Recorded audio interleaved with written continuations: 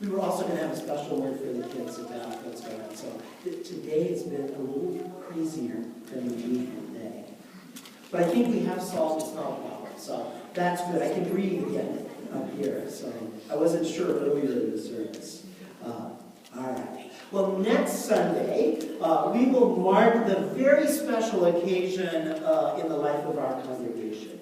Not only will we be celebrating Palm Sunday, or the Sunday of the Passion, but we will also be recognizing the First Communion for 2 of our young people and the confirmation of 5 of our young people. These events help to mark new beginnings in these young people's Christian lives. And it's been a privilege to work with these youth and their families, and I'm excited to have the opportunity to join in celebration with them next week. In today's Gospel, we meet Jesus near the time of the Passover, one of those important religious celebrations in the Jewish people. And like First Communion and Confirmation, the Passover also marked a beginning in the lives of God's people. For the Jewish people, the Passover marked a beginning of the end of their time in slavery in Egypt, when the angel of death passed over Egypt, killing the firstborn of all who had not placed the blood of the lamb on the doorpost. The Egyptians let the Israelites go free. Each year, those in the Jewish traditions remember this important day when God acted on their behalf. And when we meet Jesus in today's Gospel lesson, we meet him as he is about to participate in this annual celebration. And we learn that among all those who were gathered for this annual celebration were some for whom this event had no religious significance. There were some Greeks who had gathered at the festival of the Passover as well. And these Greeks want to meet Jesus. They tell Philip, who tells Andrew, and together they tell Jesus of this special request. And Jesus responds to their request, but not in a way that seems like a direct response to the request. Jesus' response seems a little like the response of some of my confirmands that I've had the pleasure of working with over the years.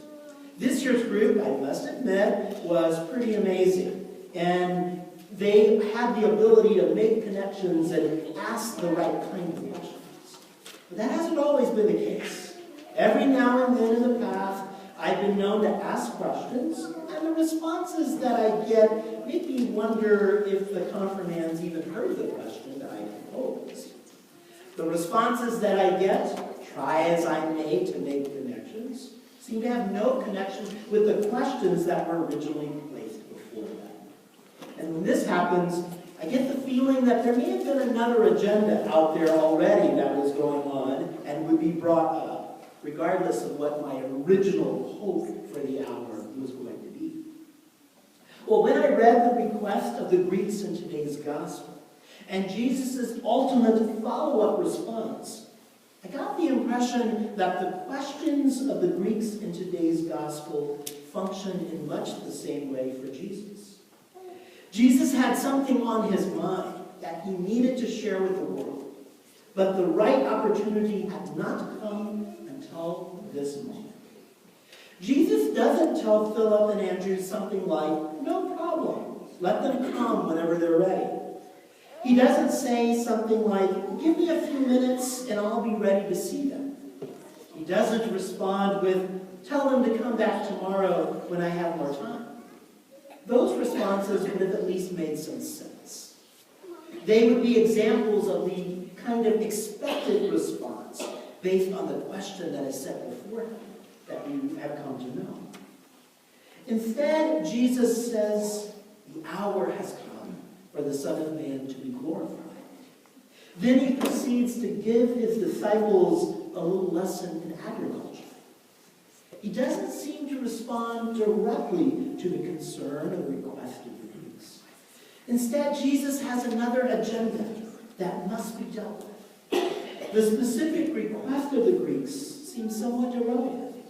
In fact, after this opening, the Greeks just sort of disappear from the scene. But the presence of the Greeks marks an important event for Jesus. With their desire to meet Jesus, possibly even to become included in the ranks of the faithful, the hour has come for the Son of Man to be glorified. This now becomes the focus of Jesus' ministry. Jesus moves from his teaching and healing ministry as he starts to direct his attention to the cross and his death on that cross, which was his whole reason for being on the earth in the first place. Jesus looks to the cross, and as he looks to the cross, he identifies this time of his life as the hour. And he describes his hour by comparing himself to a grain of wheat. Only by falling into the earth, dying, and being buried can wheat produce fruit. Jesus understands that his forthcoming death would produce the fruit of human redemption in a similar way. His death was necessary. It was the only way by which death itself would be conquered once and for all. It was the only way by which the world might know life that is everlasting. A grain of wheat left to itself doesn't do a whole lot. It's a small, almost insignificant thing. It can't feed a lot of people. But when it falls into the earth and dies, it goes through a process that allows that one tiny seed to bear much fruit, so that many may be fed and nourished in order that life may be sustained.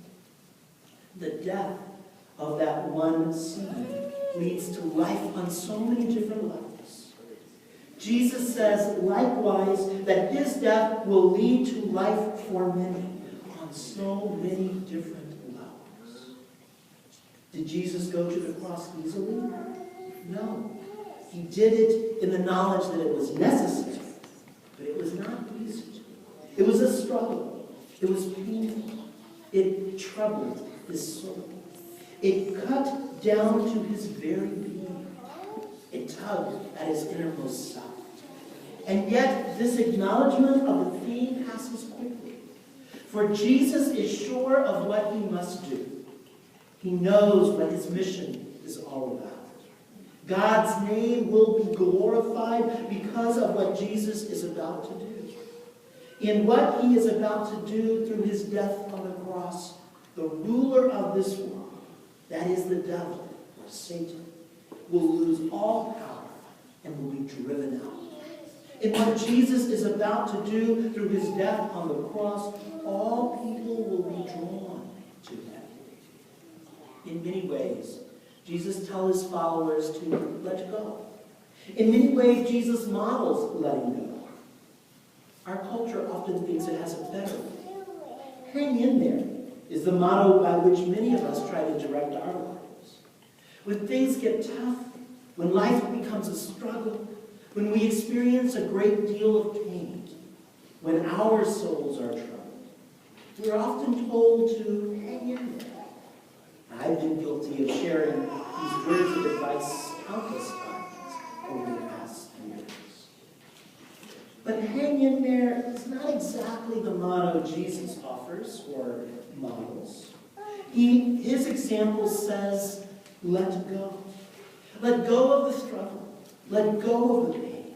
Let go of the trouble. There is no need to hang on to those things, for Jesus has already hung on the cross. And through his death and resurrection, he has dealt with the struggle. He has already dealt with the pain and the trouble. And he has conquered those things for us. Let go, and you will be able to bear fruit. That is the call and the promise of Christ.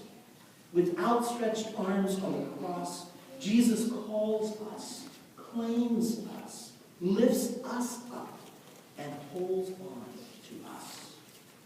God has glorified God's name through Jesus and his activity on the cross. God continues to glorify you together through us as we spread the good news and live out our call in our lives. Father, in these and all things we do, may your name be truly